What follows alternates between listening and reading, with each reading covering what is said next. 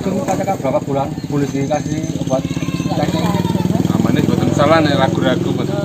Sing aman nopo? Betul Untuk sing hamil obat nopo sing aman? Obat cacing. Lho, lagi niku cacing. Vitamin, gak dikewokno anu ya. Kurkumin. Pelayanan kesehatan hewan merupakan salah satu tupoksi di bidang kesehatan hewan dan kesehatan veteriner Dinas Pangan dan Pertanian.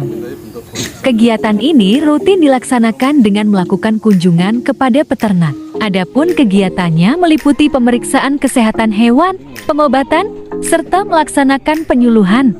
Untuk kali ini dilaksanakan di kelompok tani subur makmur, subkelompok ternak Oro-Oro, Desa Sawahan, Kecamatan Buduran, Kabupaten Sidoarjo. Kelompok ternak Oro-Oro sendiri dalam budidaya ternak dilakukan jauh dari pemukiman. Adapun tempat beternak ini dibuat semacam komplek. Komplek ini dikenal dengan sebutan Kampung Kambing.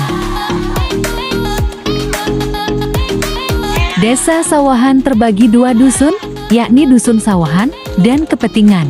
Untuk kelompok Oro-Oro ini berada di Dusun Sawahan. Desa Sawahan mempunyai potensi peternakan yang cukup bagus. Populasi ternak kambing dan domba mencapai kurang lebih sekitar 2.000 ekor.